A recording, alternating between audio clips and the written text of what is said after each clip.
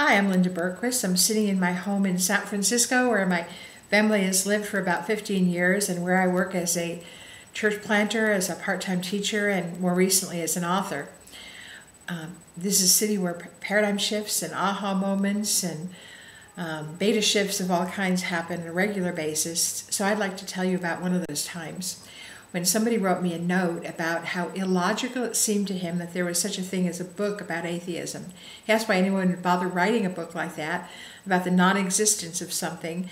And I thought, well, that's not a bad question. And maybe about 10 years ago, I would have asked that same question. But when I heard it this time, it awakened in me the need to consider a need for a different kind of an apologetic and also to take atheism more seriously.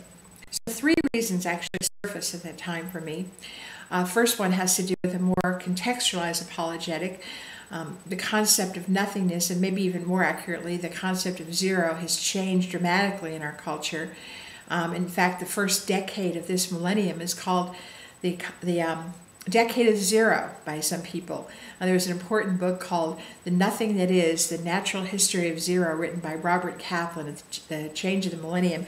And that book was a good indicator of what was going to happen over the next decade. Of course, we already know that without a zero, how do we do math? How do we do long division? How does that work?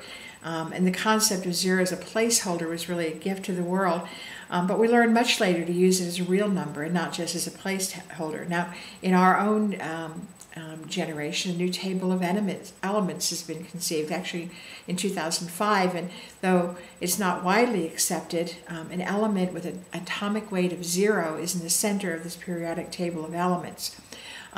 We are living in a time period where the world is considered increasingly more relative, and in the midst of that, it's been suggested that only from a point of view of nothingness is it possible for somethingness to actually exist. So nothingness is actually as much a part of what it means to be zero as somethingness is. And in this kind of world, it's no longer deemed illogical to write a book about the non-existence of God. Simply doesn't work as a logical apologetic for most people. A second thing that impacted this aha moment regarding atheism is that it's moved well beyond a philosophy. It's now a vehement and political and social agenda. Maybe you've heard about people wanting to eradicate all religion from the world in the next 100 years. Actually, an agenda that's carried by quite a lot of people in our world. So there's a war going on. It's being waged by people who want to free the world from what they'd call the shackles of religion. And they actually believe that without faith in general, that human beings would be better and they'd be wiser. So I won't go much into this, but it presents a serious challenge and we can't take it lightly. So I want to talk about the third aspect of my awakening to the urgency of redressing atheism by telling a story.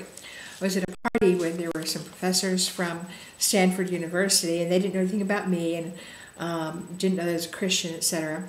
And I asked them a question: what's the difference between your current students and the students you had 10 years ago?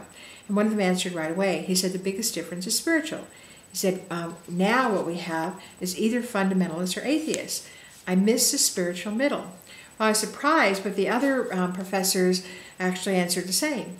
They said that the fuzzy spiritual middle that they actually enjoyed had disappeared. Well, I was stunned because for a number of years, all of us have been talking about the emerging worldview, postmodernism, whatever we call it, as if it was going to last forever. We said now we're in a spiritual age, and we've been happy because that affords us spiritual conversation.